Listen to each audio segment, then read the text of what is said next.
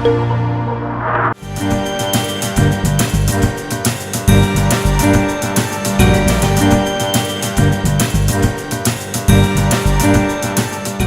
Industry का crime की दुनिया से पुराना नाता रहा है। कई ऐसे सितारे हैं जिनका कांटेक्ट क्राइम की दुनिया के लोगों से रहा है, तो कई लोग ऐसे भी कहते हैं कि बड़े बड़े अपराधियों का पैसा फिल्मों में लगता है। लेकिन वहीं ये बात सामने आ रही है कि केवल अंडरवर्ल्ड के पास एक इशारे पर किसी का भी करियर बर्बाद या फिर सवार दिया जाता है। मगर कुछ सितारे ऐसे भी हैं जो संगीन अपराध में शामिल हुए हैं, जिनमें से कुछ का करियर डूब गया तो कुछ का संवर गया। आज हम आपको ऐसे ही सितारों के बारे में बताने जा रहे हैं। हमारी इस लिस्ट में सबसे पहले नाम आता है उस सितारे का जिसका पुलिस और कोर्ट अक्सर जाना आना होता ही रहता है। जी हाँ, ये एक्टर हैं दबंग सलमान खान। साल 1998 में काले हिरन का शिकार करने के मामले में दोषी पाए जाने के बाद सलमान खान को 5 साल की सजा हुई, लेकिन वो केवल 3 दिन में ही जेल के बाहर आ गए। तो वहीं हिट एंड रन केस में भी सलमान शामिल थे। सलमान ने 28 सितंबर साल 2002 को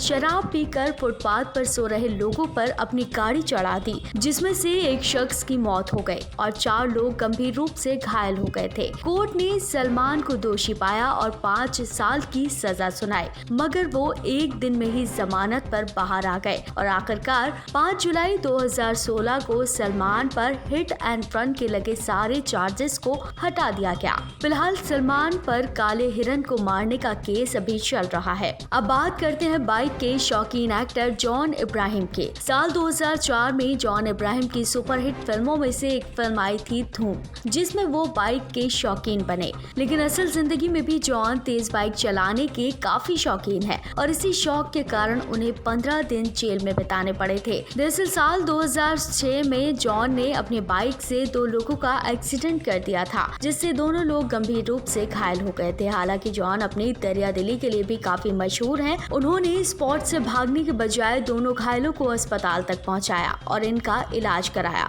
और साथ ही इस मामले में जॉन को 15 दिन के लिए जेल भी भेज दिया गया था। हालांकि जॉन बेल पर जेल से बाहर आ गए, लेकिन ये मामला अभी तक चल रहा है। अब बात करते हैं सबको हंसाने वाले अभिनेता राजपाल यादव की। राजपाल यादव इंडस्ट्री के उन अभिनेताओं में से हैं जिनकी छवि हमेशा से ही साफ रही थी, लेकिन उनके एक मित्र ने उन पर धोखाधड़ी और जालसाजी का आरोप लगा दिया। राजपाल पर अता पता लापता फिल्म बनाने के लिए किए गए कर्ज को वापस न करने की सूरत में 3 महीने तिहाड़ जेल में बिताने पड़े थे। हालांकि राजपाल यादव ने कहा कि उन्हें गलत कॉन्ट्रैक्ट साइन कराया गया था। अब बात करते हैं फिल्म इंडस्ट्री पर राज करने वाले एक्टर फरदीन खान के बारे में। साल 2002 में फरदीन खान को एक ड्रग्स डीलर के साथ गिरफ्तार किया गया।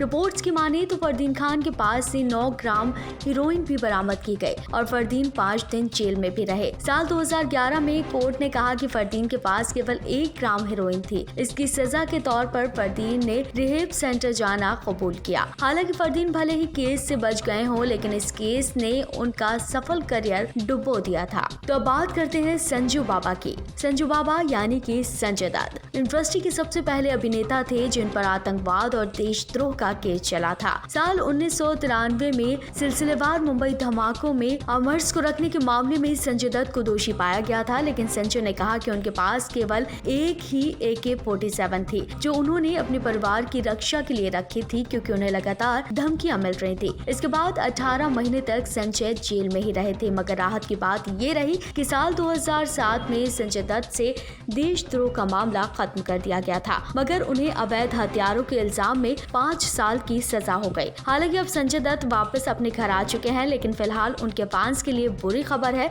कि संजय दत्त लंग्स कैंसर से जूझ रहे हैं। तो दोस्तों, ये वो एक्टर थे जो या तो जेल में रहकर आए हैं या फिर अभी भी इन पर केस चल रहे हैं। वेल, आपको पसंदीदा एक्टर कौन सा है, हमें कमेंट करके जरूर बताएं। आप देख रहे हैं नेट्रिक न्यूज, साहस सच कहने का।